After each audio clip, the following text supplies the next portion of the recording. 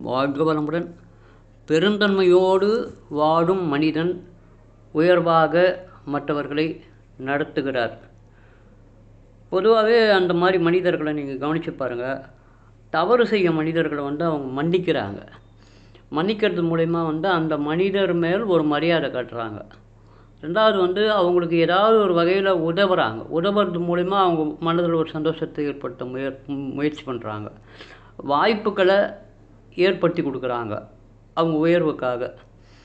மனிதர்களுடைய தேவைகள் இருக்குது இல்லையா, அதை முடிஞ்ச அளவுக்கு இந்த மாதிரியான மனிதர்களும் பூர்த்தி செய்கிறாங்க. விட்டு கொடுக்குறாங்க. முடிஞ்ச அளவுக்கு தங்களுடைய பெருந்தன்மையால் விட்டு கொடுக்குறாங்க. மனிதர்களை நல்ல வளமாக மதித்து நடத்துகிறாங்க. இதெல்லாம் அந்த பெருந்தன்மையான மனதை வளர்த்து கொண்டவர்கள். ஒன்று அவங்க பெற்றோரால் அவங்கக்கிட்ட அது வந்திருக்கலாம். அப்படி இல்லைன்னா இவங்களே இவங்க காலத்தில் அது வளர்த்து கொண்டதாக இருக்கலாம்.